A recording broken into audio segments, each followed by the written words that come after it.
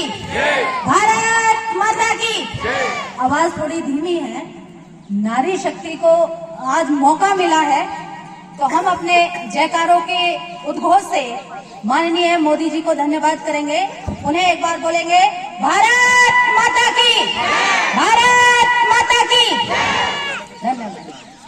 आज की हमारी मुख्य अतिथि दीदी श्रीमती मीनाक्षी भराला जी, हमारे बहुत ही लोकप्रिय विधायक भाई साहब सीपी सिंह जी, हमारी महिलाओं की शान बहन नेहा आनंद जी, और दूसरी मातृशक्ति हमारी बहन प्रीति यादव जी, हमारी बड़ी बहन दिव्या अग्रवाल जी, मंडल अध्यक्ष बहन संगीता वाजपेयी जी, जो बहुत ही लगन से मेहनत से अपना काम करती हैं। दूसरी हमारी डिवाई मंडल अध्यक्ष बहन मालती देवी जी, वह इस कार्यक्रम को पीछे रहकर महिलाओं को आगे बढ़ाने वाले हमारे सभी भाई जो आज आजू बाजू दिखाई दे रहे हैं, वह मेरे समक्ष बैठी समस्त नारी शक्ति जो आज यहाँ विराजमान है। मैं सभी के चरणों में नमन करती हूँ, वंदन करती हूँ। आप सभी का दिल की गहराइयों से बार बार अभिनंदन करती हूँ। बहनों, हमें बहुत कम मौके ऐसे मिले हैं कि जब मंच पर भी हम हैं और मंच के सामने भी हम ही हैं। तो इसका पूरा श्रेय माननीय हमारे मोदी जी को जाता है, जिन्होंने बहनों के सम्मान के लिए बहनों को बार बार ऐसे कदम उठाए हैं जिससे बहनें घर से निकलकर बाहर आए और अपनी शक्ति को पहचान सकें। वैसे तो बहनें कभी भी किसी भी क्षेत्र में पीछे नहीं थी, लेकिन कुछ समय ऐसा रहा जिसके कारण बहनों ने अपने आप को समेटकर सीमित कर लिया। अगर हम प्राचीन काल में जाएं, प्राचीन काल की बात करें तो बहनों का बहुत अधिक सम्मान समाज में हुआ करता था, जिसकी मिसालें हमने देखी हैं कि बहनों का नाम पुरुष भाइयों के साथ लिया जाता था।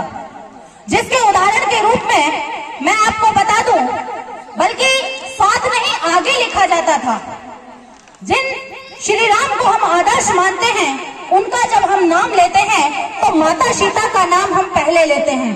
कहते हैं ना सीताराम, इसी तरह हम कहते हैं राधे श्याम, लक्ष्मी नारायण, अंजना पुत्र हनुमान। तो महिलाओं का सम्मान इतना था कि महिलाओं को आगे रखा जाता था। लेकिन मध्यकाल में आते आते हमारे साथ इतना दंश हमें झेलना पड़ा, इतना दुर्व्यवहार हमारे साथ हुआ, क्योंकि मुगलों का शासनकाल आ चुका था, जिसके कारण हमको अपने आप में समेटना पड़ा। हमें एक पर्दे के पीछे छुपना पड़ा, जो हमारी रीति नीति और परंपरा बन गई। हम पर्दे में आ गए अपने आप को सुरक्षित करने के लिए। लेकिन मेरे देश की ऐसी वीरांगनाएं हुई हैं जिन्होंने अपने आप को आग के जौहर में जलाना पसंद किया, लेकिन गुलामी पसंद नहीं की। तो हम उन्हीं के वंशज हैं। हमें अपनी शक्ति को पहचानना होगा, और इस शक्ति को पहचानने के लिए इतना अच्छा हमारे पास अवसर है कि हमें देश में ऐसा नेतृत्व मिला है जिनके नेतृत्व में हम अपने आप को पहचान सकते हैं। अगर 2014 से पहले की हम बात करें तो महिलाओं को सिर्फ वोट बैंक के रूप में इस्तेमाल किया जाता था। हमें वोट के टाइम पे याद किया जाता था, उसके बाद महिलाओं की कोई भूमिका समाज में नहीं होती थी। भूमिका होती थी लेकिन उसको पहचाना नहीं जाता था, उसको महत्व नहीं दिया जाता था। लेकिन मेरे देश के प्रधानमंत्री आदरणीय नरेंद्र मोदी जी ने बहनों को वो सम्मान दिया, वो इज्जत दी जिसकी वो हकदार थी। उन्होंने पहचाना। वो कहते हैं कि राष्ट्र की निर्मात्री होती है नारी, और उन्होंने वो सम्मान भी बहनों को दिया। मैं बता दूं, 2014 से पहले की हम अगर बात करें तो हमारे देश में शौचालयों की कमी थी। महिलाओं को रात के अंधेरे का इंतजार करना पड़ता था। जब रात का अंधेरा होता था, परिस्थितियां कई बार विपरीत हुआ करती थी। मौसम की मार कभी कभी हमको झेलनी पड़ती थी। गर्मी हो, सर्दी हो, बरसात हो, जैसा भी समय हो, हमें घर से बाहर निकलने के लिए रात के अंधेरे का इंतजार करना पड़ता था।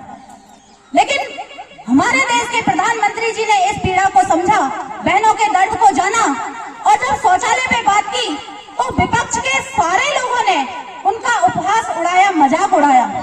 कहा गया कि देश का प्रधानमंत्री होकर शौचालय पे बात करता है। लेकिन वो दूरदृष्टि मेरे देश के प्रधानमंत्री जी के पास थी, जिन्होंने बहनों को इज्जत देने के लिए हर घर में इज्जत घर का निर्माण कराया और बहनों को सम्मान दिया। बहुत सारी चीजें ऐसी हमारे सम्मान में हमारे माननीय मोदी जी ने की है, जो कोई और दल का व्यक्ति सोच भी नहीं सकता था, जिसकी कल्पना से भी परे की चीजें थी। गैस सिलेंडर की अगर हम बात करें तो 2014 से पहले जो गरीब तबके की महिलाएं थी, उनका मानना था कि बड़े घर की महिला ही गैस के चूल्हे पर खाना बना सकती है। लेकिन मेरे देश के प्रधानमंत्री जी ने अपनी माताओं, अपनी बहनों के दर्द को समझते हुए, क्योंकि हमको चूल्हे का इस्तेमाल करने के लिए जंगल में लकड़ियां बीनने जाना पड़ता था, और कई बार गीली लकड़ी होती थी तो उससे धुआं बहुत ज्यादा निकलता था, जिससे बहनों की किडनी, आंत और आंखें खराब हो जाती थी। उस दर्द को समझते हुए मेरे देश के प्रधानमंत्री जी ने बहनों के सम्मान में उज्ज्वला गैस योजना का एक प्रस्ताव लेकर आए, उसको पास किया और हर घर में गैस सिलेंडर पहुंचाने का काम किया, जिससे आज मेरे देश की महिला बड़े आराम से खाना बनाती है। आवास योजना की बात करें तो हमको मुखिया बनाने का भी सम्मान हमारे देश के प्रधानमंत्री जी ने दिया है। हमारे जो आवास मिलते हैं वो बहनों के नाम से मिलते हैं। घर का जो राशन कार्ड होता है उसमें बहनों का नाम मुखिया की जगह पर अंकित होता है। ये मेरे देश के प्रधानमंत्री जी ने हम बहनों को सम्मान दिया है। अभी हाल ही में जिस कार्यक्रम के तहत हम लोग यहाँ एकत्रित हुए हैं, नारी शक्ति बंधन अधिनियम, बहनों के सम्मान के लिए ये एक अधिनियम हमारे प्रधानमंत्री जी लेकर आए, जिससे महिला बाहर निकले, अपने आप को पहचाने, अपनी शक्ति को, अपनी ताकत को पहचानते हुए विधानसभा से लेकर लोकसभा तक अपना परचम लहराए। वैसे तो हम कभी भी पीछे नहीं थे, लेकिन हम कहते हैं ना कि जैसे हनुमान जी अपनी शक्ति को भूल गए थे, उनको याद दिलाना पड़ा था, उसी तरह हम महिलाएं भी अपनी शक्ति को भूल जाती हैं। बहुत हिम्मत होती है मेरी बहनों में, क्योंकि हम देखें कि जब पुरुष भाई कहीं भी जाता है, बिजनेस करता है, काम करता है, तो वो एक ही काम कर पाते हैं। बिजनेस के लिए अगर काम कर रहे हैं तो बिजनेस पर जाते हैं, बाकी सारे घर के काम महिलाएं करती हैं। लेकिन जब हम घर से बाहर जाते हैं तो घर की सारी जिम्मेदारियां भी निभा कर जाते हैं, चाहे वो खाना बनाने की हो, चाहे बच्चों को संभालने की हो, चाहे अपने कर्म स्थल की बात हो, राजनीति की बात हो, तो हम एक साथ बहुत सारे काम करने की ताकत रखते हैं। तो मेरे देश की बहनों को जागरूक होना होगा, आगे आना होगा और अपने आप को पहचानना होगा। यही प्रयास हमारे देश के प्रधानमंत्री जी लगातार कर रहे हैं, जिससे हमारे देश का निर्माण एक अच्छे लेवल पर हो सके। उनके बहुत सारे प्रयास बहनों को सम्मान देने के रहते हैं और समय समय पर उनको देते रहते हैं। बहनों को आगे बढ़ाने के लिए हर भरसक प्रयास करते हैं। तो मैं सभी बहनों से ये निवेदन करूंगी, और निवेदन नहीं, आप लोगों की आत्मीयता भी यही है, आप लोगों की भावना भी यही है। जैसे हम मोदी जी को पिछली